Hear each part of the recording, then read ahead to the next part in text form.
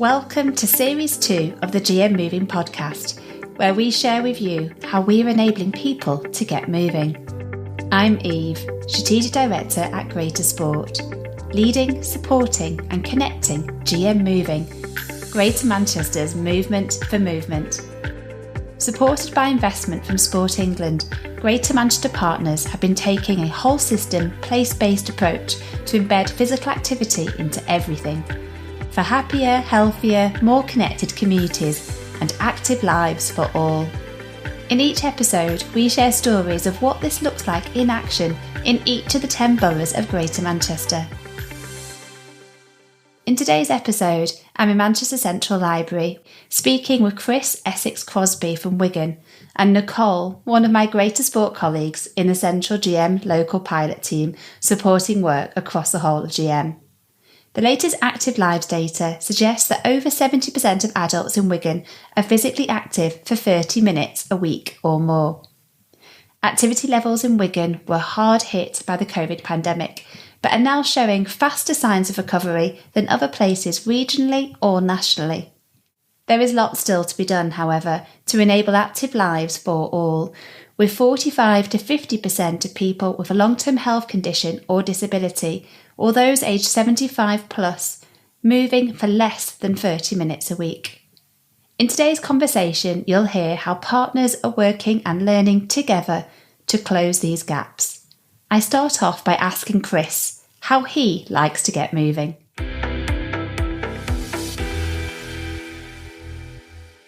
I've always been interested in athletics from a very young age, probably more on the performance side. Yeah, running's always been my sport. I'm getting on a bit now, so having to pick up other activities like golf and cycling that perhaps don't have as much impact on the joints. But I've always found that it's useful just to switch off. I see lots of people out running with headphones on, listening to music, but I like to go out and run. Nothing, no sound, no distractions. And recently I was up in the Lake District and ran for about 6 miles up down the Langdale Valley and turned around and ran back, absolutely pouring with rain. And I only saw 2 people. It was brilliant. It's one of the best runs I've ever done. So where's a daily run go? Where would you go in a normal? I live just outside Wigan and up onto Rivington Pike and Winter Hill is one of my favourite places to go and get some fresh air and just get off the beaten track a little bit as well. I've got happy childhood memories flying kites up there, except one of them came down and knocked me on the head. Literally right between the eyes. It was quite impressive, to be honest.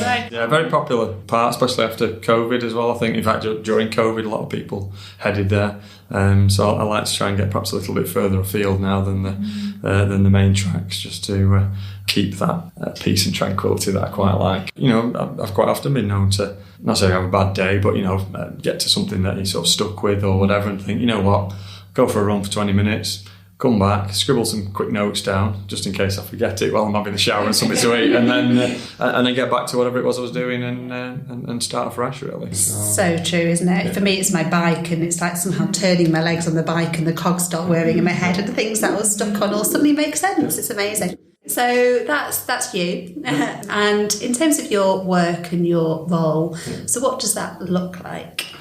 So I've worked in Wigan for probably about 15, coming up 20 years maybe now. Lose track of time. Something like that, yeah. Wigan's a funny place in that there's lots of people come from outside Wigan, and once you get in, you can never get back out. I was going to say, you'd have to qualify what a funny place is. It's a really good place to work, some really nice people to work with, some great organisations and things like that. My role specifically has always been around sort of community engagement, specifically from a sort of sport and physical activity perspective. And as part of that, 2 main elements. One, picking up the local pilot programme, and I also pick up the holiday activity and food programme delivery as well. The sort of crossover between both of those is that my remit is around making sure that those people who wouldn't traditionally access sport or physical activity are given that. So it's understanding and breaking down those barriers to help them to do that.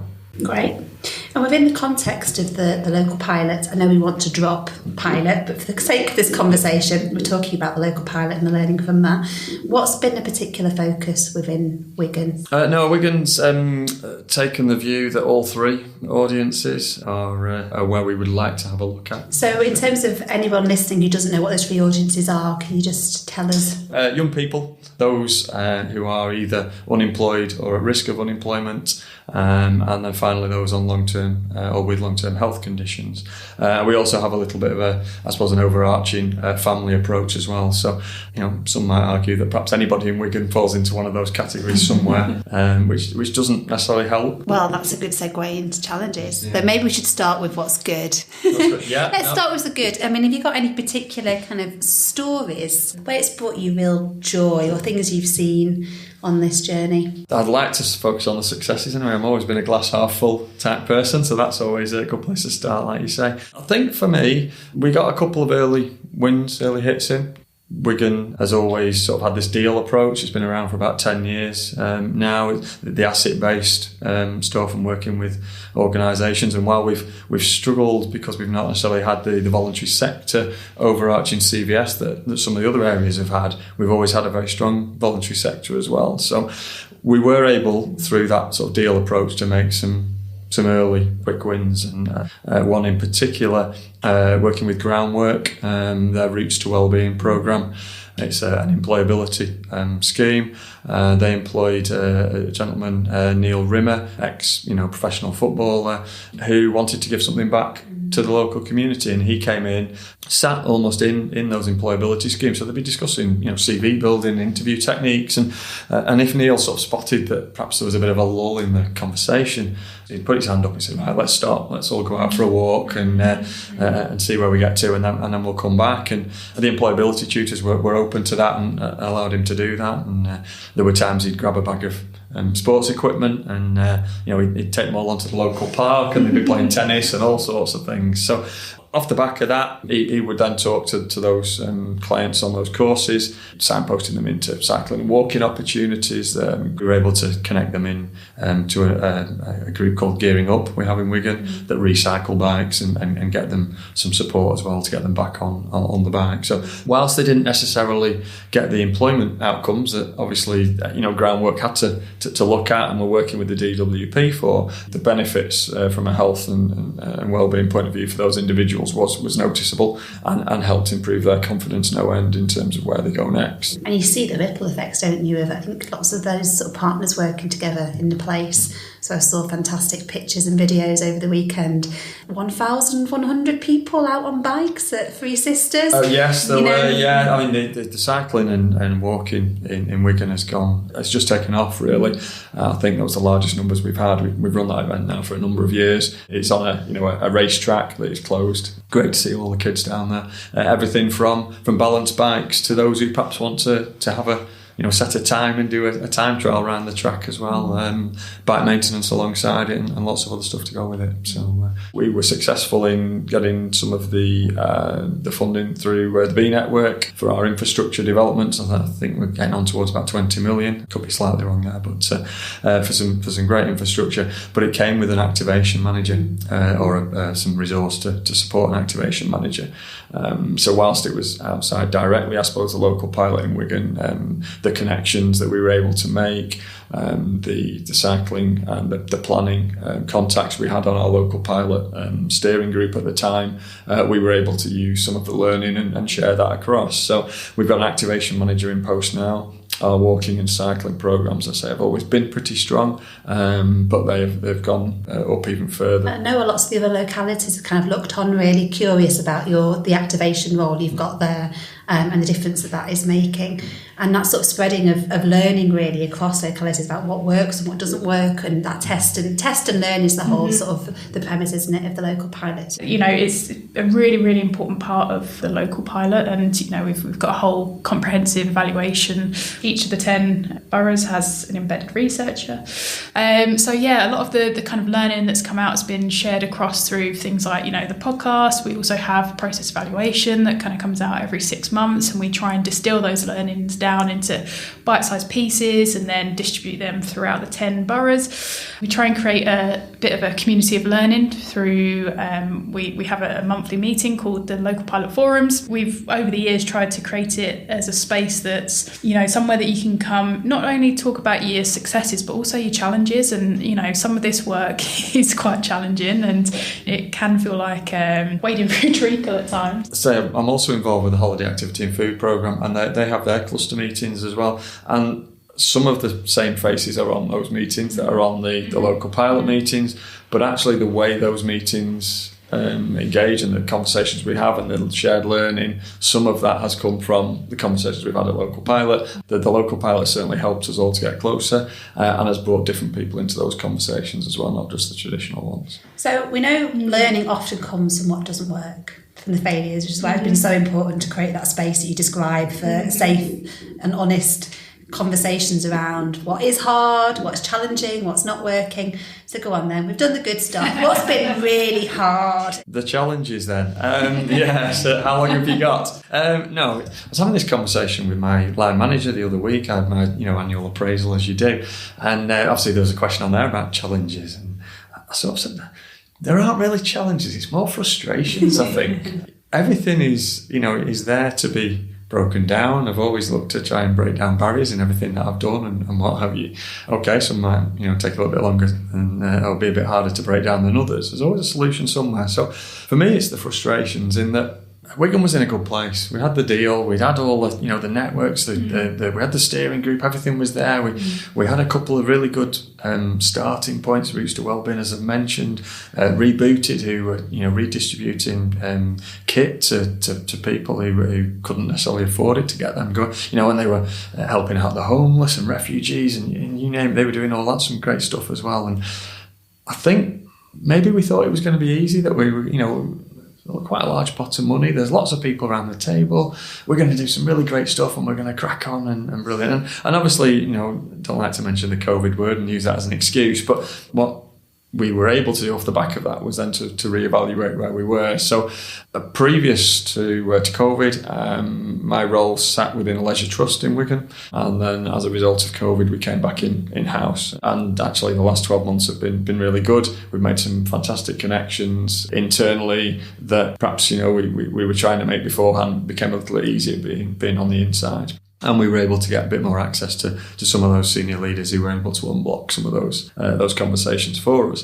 One of the projects we agreed on about 6-7 months ago, and I remember the final conversation at the steering group. Whatever happens, we must make sure that we get on with this and we get cracking and what have you. And, we can't let time be the reason for this not happening and what have you. And 6 months later, we finally got the person in post. In fact, I went to Meta for her induction this week, so which is great that she's now there and we can move on. But it was just a little bit frustrating that everyone talks this good game. We need to get on with this. We need to get cracking. But it's taken 6 months. And no one's fault. It's just a reality. Yeah, exactly. Of course it is of the system, and there's so many different people in there that you want to get opinions of and what have you. And obviously then recruitment, isn't there, and all the things that go with that take time. I suppose that just highlights some of the frustrations I suppose we have rather than the challenges as well. There's something about pace and who sets the pace. Yes. Prior to the local pilot work coming on, I suppose at that stage I was a little bit more at the grassroots coalface level, and one of the conversations I remember having in a community safety meeting once, I was sat next to the borough commander for the fire service, and he jokingly said, we could put climbing walls up our training towers in the yards here, and you could have a youth club running here. And I said, great idea that. Yeah, thanks, Steve. I'll, And then I went away and we came back together 3 months later, and I said, Steve, you mentioned those climbing towers. I said, I've had a word with Sport England. I've bid for some money and I've got £300,000. We're going to start some year. And he went, what about the health and safety? I said, don't worry about that. I said, I've got the money, we can do it now. And it was things like that where I suppose probably, I was on the ground. It was a lot easier to do stuff when you're there, isn't it? You can go and just make things happen. And frustrations I think are, hopefully we're in a good place now to move forward now that the person's in place. And like you said, the conditions in Wigan, in many ways, there's a kind of maturity in the system and a ripeness, I suppose, in terms of really thinking about involving local people, growing local assets, changing governance and processes so that you really are sharing. There's a flow of resources and power to people in communities, because that's kind of at the heart of the deal, isn't it, and its approach. So how was that translated in the local pilot and in terms of and other work, I suppose, that you've been doing sort of alongside us and getting funding to where it's absolutely needed and at pace? So there's three areas. Firstly, we tried initially with local pilot to seek applications from the local community. Previously in Wigan, probably about the last 6-7 years, prior to local pilot, we'd had a community investment fund, which gave £1 million, £2 million a year to local groups, and we used their application process to try and get some of this local pilot money out. Some of the applications that were coming in weren't necessarily the right ones that we were looking at. We realised that we needed to have a lot more conversation and discussion with these people, and great that we had some new people come forward, but it was then just raising their understanding of what we were trying to do. So we got the paperwork in place, the legal stuff, and we had a system that was perhaps a little bit quicker than the community investment fund, wasn't the two stages process. So we've obviously gone back now to the old, not the old way of working, but the sort of getting out there into the community, talking to those assets, and understanding what they wanted to do before then saying, right, we'll come to us and ask for some funding. During COVID, Tackling Inequalities Fund money was on offer, and one of the things in Wigan we said was we've got our 7 service delivery footprints, or community areas, neighbourhood areas as other boroughs might call them, and we were like, well, if we give a little pot of money from the big pot to each of these 7 areas, they know who they're working with, they can go out and distribute this fund, and that'd be great. And in a couple of areas that worked really well. The money was given, a couple of £1,000 was given to a few groups within a matter of days, weeks, and they cracked on with some delivery. But actually there was still a reasonably large pot left, whether it was a timing thing, capacity thing at those local levels, that didn't quite work. So what's happened is that's come back into Wigan's local pilot, and specifically to myself to then go and have a few conversations. I've just had some emails today that finally that money has now been allocated, and some of it is for that COVID recovery, and perhaps is a little bit late given where we are now and having come back out. I mentioned previously before as well, coming back into Wigan Council as well, whilst it's been really good from a conversation point of view, has just thrown a couple of sort of delays into a few things as well, and connections into a few things, just because we were sorting out all the HR and the finance and all that sort of stuff that comes with it. We've got the processes in place now. We are able to do it, and our community investment fund continues to run in Wigan Council, and our holiday activity and food programme, we distribute money to about 50 to 60 providers in the borough, and we're able to do that within a couple of weeks of one holiday finishing, so they know what they're getting for the next holiday. Common challenge in all of this is then how you measure success and the metrics, and how we can talk about feeding the beast. Often get those different funding comes, and there's always criteria, and often it can feel like very tick box and doesn't necessarily marry with the approach that you're taking there. So how are you measuring kind of success on all these projects, and have you seen some sort of progress really in thinking differently about what success looks like? I think when we talk to the community groups and some of our other providers, you have that conversation with them about, I've got this pot of money that I think really fits that project, and their first reaction is, so right, what hoops do I have to jump through to get the money? And then the second one is, well, once we've got the money, what reporting do we have to do back? And when you sit there and you say, well, you know what, I'm not really that bothered about numbers. They sort of pause, and I think they think we're sort of taking the mickey a little bit. No, it's genuine. And I suppose sometimes as well you throw in, well, it doesn't necessarily have to be sport as well. If it's a knitting group and someone actually gets off their couch and makes their way to that venue to do some knitting, that also counts as physical activity. And has Sport England changed its name to just England? It's that sort of conversation that you end up having for a few minutes. Yeah, no, for me, it's welcome. Obviously we do still keep an eye on the numbers and what have you. And we have invested in Data Hub in Wigan, which is 4Global's sort of package where we try and bring all of the data together from all of our providers around physical activity, and obviously look at patterns and then look to try and explain those patterns. We know that just because someone's maybe using one of our gyms, it doesn't mean to say they're not walking as well and something else, or taking part in a football session with Wigan Athletic or rugby with Wigan Warriors or something like that. So we're looking at those patterns. When we talk about the local pilot giving us space to do things differently, I think that really does kind of link into what you're saying, and almost that suspicion, not just from local residents, but also the partners that we work with. We're looking at what actual difference is it making to them, putting these things on, what barriers is it helping communities and people to overcome. But it doesn't necessarily mean that we don't care about the numbers and the data as well. It all has a part to play to tell the story of what's happening in a specific neighbourhood to a specific person. Within the evaluation I touched on before, we have an opportunity for each locality to do a deep dive within a particular area. So the embedded researcher will kind of really dig into what's happened, what has contributed to that success or that challenge, and kind of really pick into the nitty-gritty of it. So that's another way that we can really demonstrate the successes that we're seeing as well, and be able to tell that story and give it that real context. So having experience as having that space and time for that reflection can almost make the invisible more visible in the storytelling, and recognise what's happened and why and what those indicators. So what does the future look like, and what will be the key indicators of progress you'll be looking for? Okay, so we've got one member of staff I've already alluded to who started this week with groundwork looking at community health building. And we also invested in a youth hub in Leigh. More specifically, from a local pilot point of view, we've invested in a partnership manager to explore how that youth hub now looks. We're lucky enough to have Wigan Youth Zone, a massive facility in Wigan Town Centre. But for those who know Wigan will know that people from the Leigh side won't necessarily travel across to Wigan and want something similar. It is on Leigh Sports Village site. On that site, we've got a sports centre, we've got a college, we've got a number of sports clubs. There's the stadium. Within the stadium, you've got Manchester United ladies, you've got Leigh Centurions playing out of there. Adjacent to it, we've got Pennington Flash Country Park. So there's a whole host of opportunities there. And then you don't have to go too much further into Leigh Town Centre using some of the network of footpaths and cycle paths.